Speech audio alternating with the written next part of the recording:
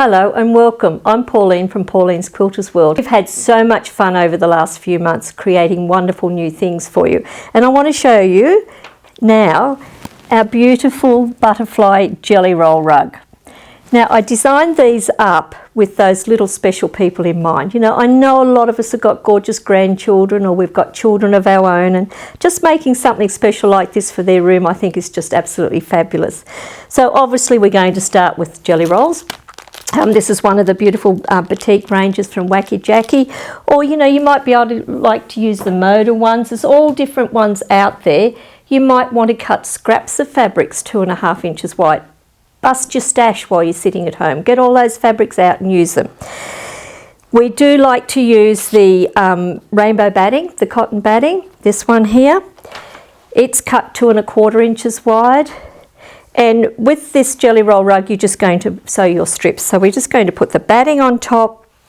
We're going to use the Jelly Roll Sasher, which we've designed specially to make these rugs. We're going to fold our fabric in and in on both sides. Just press the start. You don't have to press much. Thread it into the tool, up and over. Then we're going to now pull this down about 2 or 3 inches, and we're going to go to our sewing machine and we simply fold this over and we're going to sew 1/4 inch in. Now as we're sewing, we're going to pull the tool and it will continue to fold the fabric for us. Simple as. Then you're going to come back and zigzag together.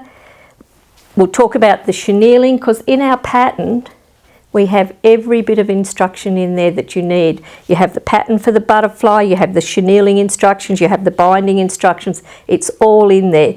So hop online, visit our website, www.pqw.com.au, and we'd love to share this gorgeous little kit with you. It's called the Butterfly Floor Rug. You're going to have so much fun. And we want to see photos when you get this created.